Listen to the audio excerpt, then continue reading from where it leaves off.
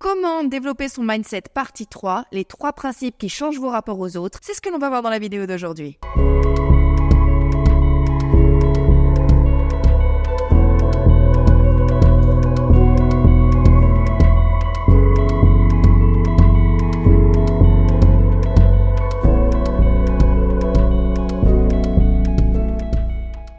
Salut mes petits bichons, j'espère qu'aujourd'hui ça va. On est revenu dans le salon, c'est chiant parce que bon, alors je suis super contente, en vrai je suis super contente parce qu'on a toute la semaine à la maison en ce moment et c'est cool pour quelques semaines, mais j'ai dû retransformer mon bureau en chambre d'amis. C'est une joyeuse ambiance, on est plein, on est très nombreux maintenant dans cette maison, mais j'aime bien, il y a de la vie, c'est cool. Alors, dans la vidéo d'aujourd'hui, je vais vous expliquer comment changer d'état d'esprit pour que vos rapports aux autres améliorent la qualité de votre vie. Parce que récemment notamment, vous le savez, tout au long de cette chaîne, durant ces 7 dernières années, j'ai eu pas mal de situations un petit peu compliquées, j'ai dû naviguer certaines difficultés. Et s'il y a bien une chose qui m'a sauvée à chaque fois et qui m'a permis de m'en sortir à chaque fois, c'est la qualité de mes relations avec mes proches et la qualité de mes proches. Mais pour cela, il faut comprendre et intégrer certaines choses. Et on est toujours dans la série de vidéos sur comment développer son mindset pour avoir un mindset de winner, pour réussir ses challenges. Et donc, dans la vidéo numéro 1, on avait parlé de comment gérer les difficultés. Dans la vidéo numéro 2, si je ne m'abuse, on avait parlé de comment atteindre ses objectifs plus facilement et comment justement devenir le winner. Et en numéro 3, on va parler de son rapport aux autres parce qu'il est extrêmement important d'avoir le bon état d'esprit pour pouvoir avoir des relations de qualité avec ses proches. Et là encore, je me permets de faire un peu le pont avec mes activités précédentes parce que j'ai travaillé dans les relations humaines et j'ai travaillé dans le charisme et dans le milieu du coaching en séduction et du charisme pendant 13 ans. Et justement, s'il y a bien quelque chose que j'ai vu, c'est que même si j'ai quitté ce domaine, les gens ont vraiment besoin de tisser des relations de qualité avec leurs proches. Et vraiment, je vois des gens s'en sortir dans la vie et je vois des gens perdre dans la vie. Et je peux vous assurer que ce qui fait la différence, vraiment, c'est votre rapport aux proches et c'est la capacité que vous avez à créer avec vos proches un tissu social et un espèce de tissu de protection autour de vous. J'ai tendance à dire qu'on est toujours à 1 ou à 2 mauvaises décisions de se retrouver dans une vraiment mauvaise situation. Mais sachez-le, si vous avez un entourage de qualité, vous avez un petit peu plus de marge d'erreur dans la vie parce que vous avez un espèce de petit filet de sécurité qui est votre tissu social pour vous aider en fait à remonter à cheval le plus vite possible. Pour pouvoir avoir des relations de qualité avec les gens, il va falloir suivre les conseils que je me prête à vous donner. Mais avant de rentrer dans le vif du sujet, pour ceux qui me connaissent pas, je suis Lula Morales. Je travaille dans le milieu du coaching depuis maintenant 14 ans et je suis spécialisée dans la discipline, la résilience et la confiance en soi. Et pour ce faire, je mets en place des programmes de coaching, notamment sur 3 mois. Et donc si ça vous intéresse, vous pouvez cliquer sur le lien qui figure en barre d'infos ou en commentaire épinglé. Vous cliquez, vous prenez directement rendez-vous avec moi et on en parle. Ceci dit, on va pouvoir rentrer dans le vif du sujet. Alors, premier conseil. Je disais donc que la qualité de votre vie dépend surtout de la qualité de vos relations avec vos proches et de la qualité de vos proches. Qu'est-ce que j'entends par là ? Je vais vous donner un exemple personnel. Vous savez, il y a 5-6 mois de ça, j'ai vécu encore une fois un moment difficile. Quitter ma maison et mon ex-compagnon et mon chien. Et en fait, une des raisons pour lesquelles j'ai pu rebondir et une des raisons pour lesquelles vous ne me retrouvez pas actuellement à l'heure où je vous parle sous un pont à vendre mes charmes pour me payer ma dose de drogue, c'est mon entourage. C'est mon entourage parce que à partir du moment où j'ai compris qu'il fallait que je quitte l'Irlande et qu'il fallait que je me déleste en fait de ma vie et de celle de la vie que j'avais à ce moment-là, eh bien la première chose que j'ai fait pour me permettre de m'en sortir, ça a été de passer des coups de fil. La première chose que j'ai fait, c'est que je me suis dit ok, je vais devoir changer. Donc j'ai demandé en fait à certains de mes amis, certains de mes proches, s'il était possible qu'ils m'hébergent quelque temps, le temps pour moi de me retourner et de retrouver donc mes affaires, de me rassembler et de retrouver d'autres perspectives et potentiellement soit de chercher un autre job, soit de retaper mes coachings, soit de réfléchir, Je vous rappelle la vidéo initiale où je vous avais raconté un petit peu où j'en étais. Et donc, pour pouvoir faire ça, pour pouvoir en fait me rassembler et rebondir, j'ai dû demander à certains proches si je pouvais dormir quelque part ou si je pouvais avoir un endroit où poser mes valises quelques semaines, voire même quelques mois. Et j'ai trouvé plusieurs personnes, plusieurs opportunités. Et le pire, c'est que combien même si j'ai dû quitter la vie que je menais à l'époque, j'ai malgré tout réussi à avoir des relations de qualité avec mes proches en Irlande avec qui je m'entends encore toujours bien pour pouvoir assurer la transition en douceur. C'est-à-dire que aujourd'hui, mon ex-compagnon et moi continuons d'interagir, on communique encore de manière agréable et il continue de me renvoyer mes affaires. Et ce que je veux vous dire par là, c'est que j'étais dans une situation qui ne se passait pas bien. Si mes proches n'avaient pas été là et si mes proches n'étaient pas des proches de qualité, soit j'aurais été coincée dans la situation dans laquelle j'étais, à savoir dans un couple qui ne marchait plus, et ça aurait été vraiment dommage. Mais surtout, quand bien même si, par exemple, je n'avais pas été en mesure de garder une relation de qualité avec mon ex-conjoint, eh bien, le départ aurait été beaucoup plus dramatique, beaucoup plus difficile. Et donc, effectivement, il y aurait eu des chances pour que je me retrouve littéralement soit à la rue, soit coincée dans un couple et dans une maison où je n'étais pas bien, où ça ne se passait pas bien. Et je n'aurais pas eu où cracher parce que mes parents ne m'auraient pas accueilli à la maison, parce que mes amis ne m'auraient pas ouvert de porte et parce que je n'aurais pas trouvé un endroit où vivre et cohabiter avec d'autres personnes et je n'aurais pas pu littéralement refaire ma vie. Mais du coup, comment est-ce que l'on fait pour avoir des relations de qualité? Alors la première chose à faire, et ça c'est très important, c'est il faut donner, d'accord? La première étape pour pouvoir être en mesure de recevoir quand vous en avez besoin, c'est en amont de donner. Et vous ne savez pas de qui vous aurez besoin.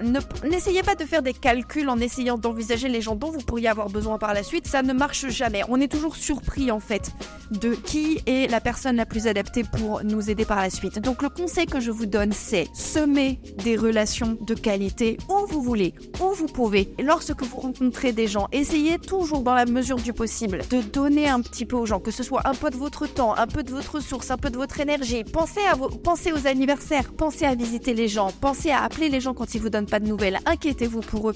S'ils ont besoin d'une aide, demandez-vous si vous êtes la personne désignée pour les aider. Et cultivez comme ça des relations de qualité avec des gens avec qui vous avez bâti un système de solidarité. C'est comme ça que l'être humain fonctionne. Ce sont des conseils qui sont pour moi qui relèvent du bon sens parce que l'être humain a besoin en fait d'avoir un tissu social sur lequel se reposer. Mais pour pouvoir avoir un tissu social, il faut que vous-même vous soyez et vous constituiez une partie d'un tissu social des personnes sur qui vous allez pouvoir compter par la suite. Et ces personnes doivent pouvoir aussi compter sur vous et vous devez pouvoir faire vos preuves vis-à-vis de ces gens et montrer que vous êtes également vous fiable et qu'ils peuvent également compter sur vous. Le deuxième conseil, c'est ne brûlez pas de ponts que vous allez peut-être être amené à retraverser par la suite. Et justement, dans le mindset que je veux vous insuffler, il y a cette information et ce petit bout qui est très important pour moi qui est faites attention à ne brûler aucun pont. Les seuls ponts que je vous recommanderais de brûler, ce sont ceux qui vous lient à des gens qui peuvent constituer un danger pour vous. C'est-à-dire des gens qui peuvent, s'ils peuvent vous atteindre, peuvent vous nuire. Mais hormis ces personnes-là, restez gentils, polis, courtois et partez toujours du principe qu'un jour, vous risquez de recroiser les gens avec qui vous parlez. Et par conséquent, faites attention à ce que vous leur dites et faites attention à la manière dont vous les traitez. Vous ne savez pas quels chemins vont recroiser les vôtres dans quelques années. Ok ? Donc, hormis les gens dangereux, ne brûlez aucun pont. Ensuite, principe numéro 2 que vous allez devoir intégrer dans votre mindset. Ça, c'est super important. Et une fois que vous allez intégrer ça, vous ne prendrez plus rien personnellement, d'accord ? Et ça va énormément vous aider à faire en sorte que les attaques des gens vous atteignent beaucoup moins. Le principe que je veux que vous intégriez et qui est très important, c'est les gens ne sont pas intrinsèquement méchants. Même les psychopathes, même les sociopathes, vous vous tenez juste en travers de leur chemin. Et ensuite, les gens ont plus ou moins de scrupules pour savoir s'ils vont faire attention à vos intérêts et donc vous épargner alors que vous êtes sur leur chemin ou pas. Et effectivement, on peut évaluer la qualité des gens à leurs scrupules, à écarter de leur chemin des gens qui ne sont pas en fait dans leur intérêt ou qui nuisent à leur intérêt. Enfin, en tout cas, qui sont au travers de leur chemin quand il s'agit de leur intérêt personnel. Là encore, on en revient au conseil précédent. Moi, je vous conseillerais quand même malgré tout de donner vos ressources et d'opérer un tri sur justement gens, les scrupules des gens, et bien évidemment à éloigner et tenir éloigné le plus possible de vous des gens qui montrent clairement qu'ils n'ont pas de scrupules à vous nuire si vous êtes sur leur chemin. Mais en règle générale, ne prenez pas personnellement la manière dont les gens vous traitent. Surtout si vous ne leur avez rien fait initialement. Et ça va pour tous les comportements. Ça peut aller de votre collègue qui vous sabote et qui sabote votre travail parce que vous représentez un frein à sa promotion ou un frein à son augmentation ou un frein à l'évolution de sa carrière. Au troll sur internet qui ne va pas bien et pour qui vous représentez une espèce de menace dans son système de pensée parce que vous pensez pas comme lui et qui se sent donc le besoin de vous attaquer en fait. Et c'est la même chose pour les gens que vous allez croiser et qui vont se moquer de vous parce que vous êtes en surpoids ou parce que vous avez perdu votre job récemment, parce que vous représentez quelque chose qu'ils ne veulent pas être. Et donc se moquer de vous et vous pointer du doigt, c'est une manière intrinsèque d'essayer de se protéger de ce que vous représentez qu'ils ne veulent pas. Tout ça pour dire que la plupart du temps, les gens ne sont pas méchants. Ils sont juste cons. Ils sont cons et ils vous confondent avec un danger. Voilà. À partir du moment où vous comprenez ça, vous allez pouvoir non seulement ne pas passer du temps à vous demander ce que vous avez mal fait, à vous demander si c'est vous qui n'êtes pas quelqu'un de bien, si c'est vous qui n'êtes pas valide, à vous en vouloir d'attirer des connards et à vous en vouloir de la manière dont les gens vous traitent. Pire que ça, cela va vous éviter d'internaliser la manière dont les gens vous traitent. Je vais vous expliquer ce passage-là. Il y a deux manières de réagir aux gens qui vous font du mal lorsque ils vous offensent. Quand vous avez confiance en vous et que quelqu'un, par exemple, vous insulte ou vous sabote, vous pouvez penser « Ah, cette personne m'insulte ou me sabote. C'est forcément un connard. » Mais lorsque vous n'avez pas confiance en vous et que vous avez tendance à internaliser la manière dont les gens vous traitent, ce que vous allez penser c'est « Oh, cette personne m'insulte ou me sabote. Je dois être un connard. Quelque part, je dois le mériter. » Et donc, ça, c'est le shift de mindset.